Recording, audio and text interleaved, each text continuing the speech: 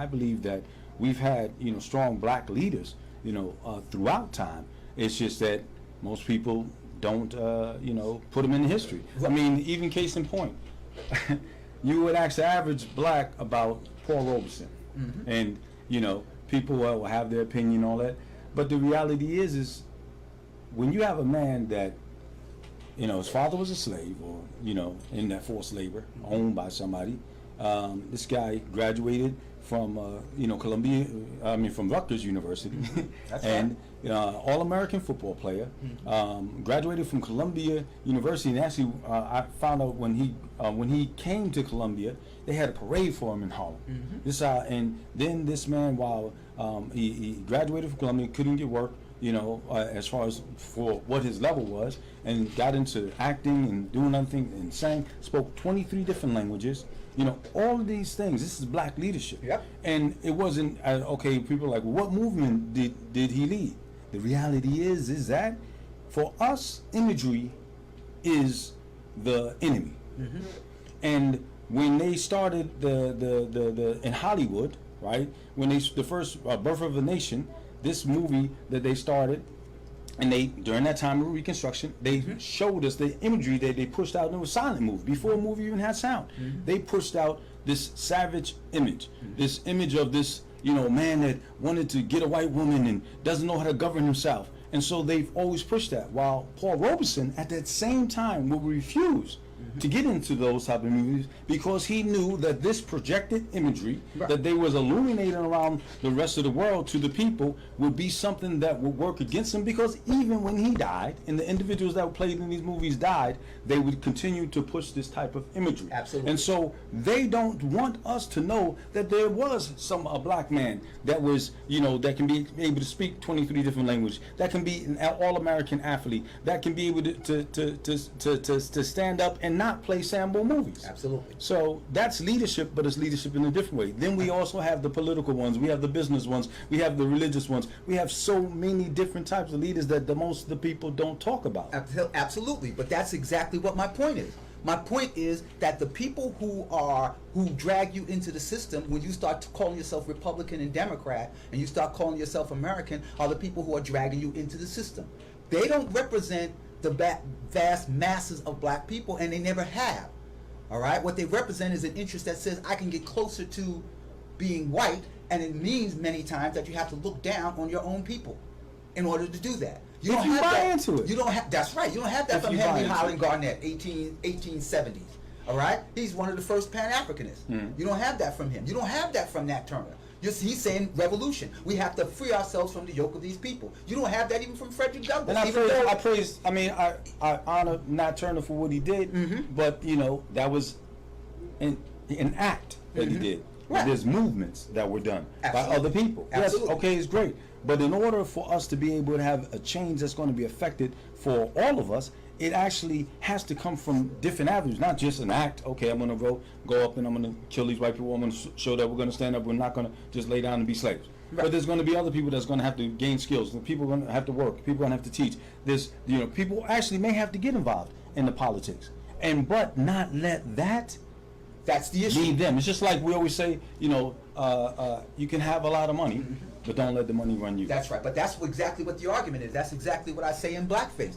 And when I read the little excerpt, the preacher nowadays is not much different in image than the drug dealer. Now, I beg to differ on that. Well, I'll give you an example. Here's what it is. Here's what it is.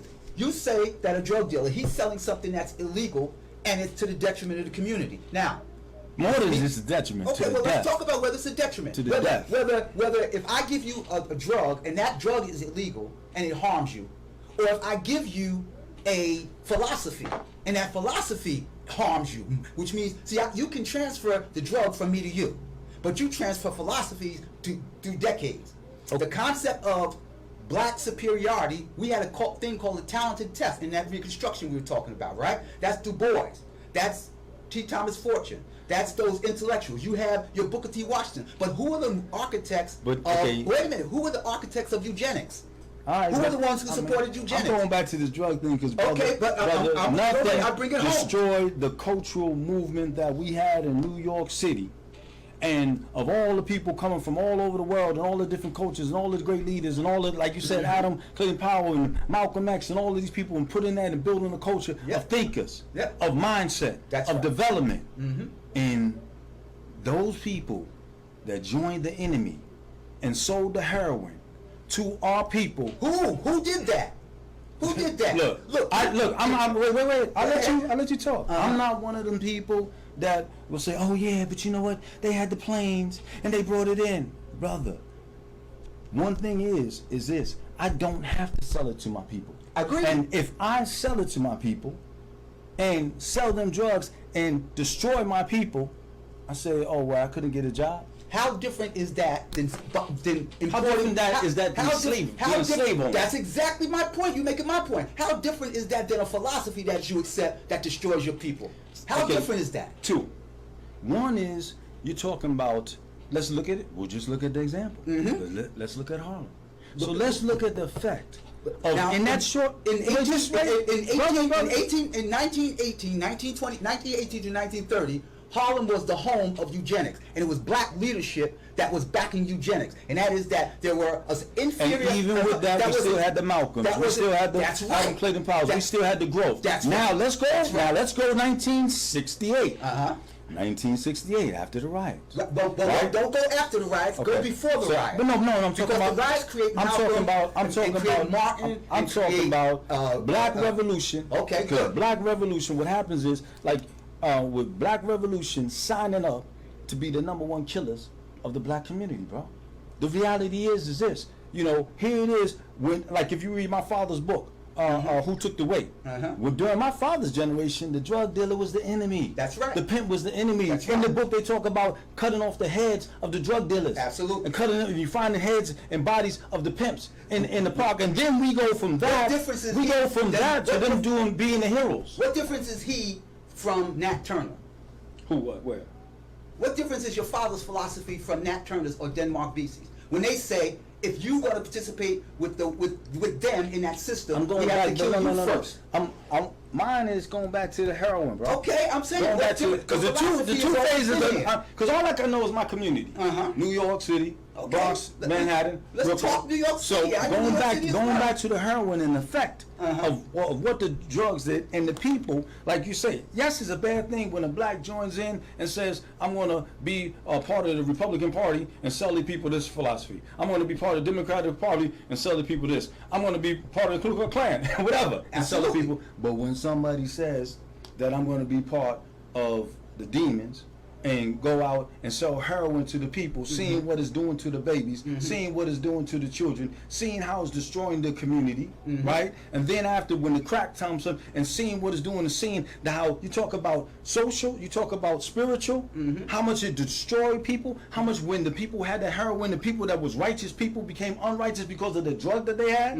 Not, I'm going to change my mindset because of a thought. Right. No, I changed it because I can't help myself. Okay, and going back to it, so many people that, even family members that I know, geniuses, brothers, that was destroyed, even though they wanted to help themselves. The other thing, from your philosophy or somebody else's philosophy, I can help myself because I'm not going to listen to that nonsense. I can say I'm going to be a Republican and then still be able to do what I'm going to do. But once I get addicted to heroin, or once I get addicted to crack, come on, brother. Bruh, look, breaking out of that, I had to look. I'm looking at myself and my family. Look, I got a line of people that is addicted to it, and I had to really work to be able to try to not fall into it. Look at the things in myself. But as far as, okay, whether I'm gonna be a cookie or whether I'm gonna be a Republican and I'm gonna follow the people, that's a little easier for me to defeat. But defeating my desire. Show me how it was easy to defeat. I'll tell you about drugs in the 60s. All right? Okay. In the drugs in the 60s, that wasn't offered into the black community by the black community. It doesn't matter.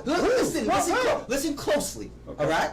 That was offered into the black community by the government. That was Richard Nixon declaring war on drugs and allowing drugs to come in. And black people went with it. Your Frank Lucases, etc. Look at your American Gangster. That's Richard Nixon saying, we have an enemy. We know a way to destroy the enemy. We know how to get Martin Luther King and these people and get them off the street. We'll give them drugs, right?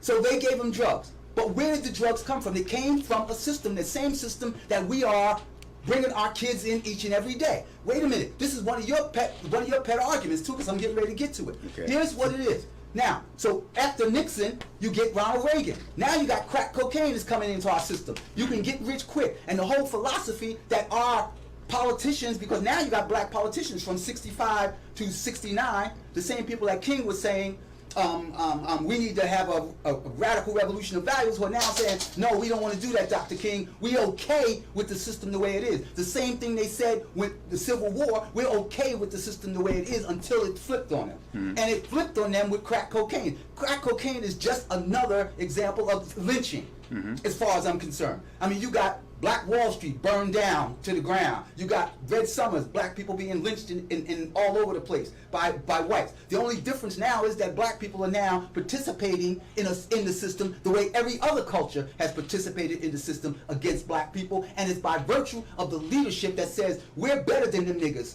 We're not like them, and so therefore, if you don't create anything in your community, if you eliminate the heads, you eliminate the Malcolms, you eliminate the militants, you eliminate the H. Rap Browns. May Allah bless him. He's still fighting for his life over there in prison. May Allah make him free. I mean, may Allah make him free. So you eliminate them, and then you offer your bourgeois black class, what can we do? We need more cops on the street. Well, wait a minute. Wasn't our argument in 61 that the cops are beating black people down? Yeah. So how are we now in 75, 76, when drugs are coming in, arguing about black people getting beat down? Because this thing is let's go back to the people. One of the people is my brother Malik Shabazz. Absolutely. May Allah forgive him for his sins. Ameen. Allah. Ameen. Right? And this is where we have is the book. Actually, I'll just take a pause. The shirt that I have, last time I had Jamaatul Sijin, and people had asked about it, and that's we do prison dawah, but the Prophet ﷺ said, "Dunya sijnul mu'min wa jannatul lil kafir." The life of this world is a prison to the believer, and it's a paradise to the disbeliever. So it's a reminder that we're just doing time. Adam was sent down here for a certain amount of time. He said, "Ihmitu min hajmiyan," get down, all of you. And we're supposed to be here hatahim, just for a certain amount of time. So going back to this is al-ihsan, right? Perfect worship. And the Prophet ﷺ had said, when Jibril asked him, he said, inform me what is ihsan. After he had asked him about Islam, Iman, and the highest level, he said ihsan. He said is to worship your Creator, worship Allah, worship the Creator, as though you see Him, but know that you do not see Him. You cannot see Him, basically, but He sees you. And this is the issue. This is the issue with leadership. This is the issue that the people don't understand, that they don't practice the best type of worship. That's right. And when you do an action with the consciousness that and do it as though, right, as though that you see in your Lord, as though that you see Him, but you know that He doesn't see you, but understand that He sees you. Right. And so many times people have sold out, right, as though the Creator did not see them. That's right. As though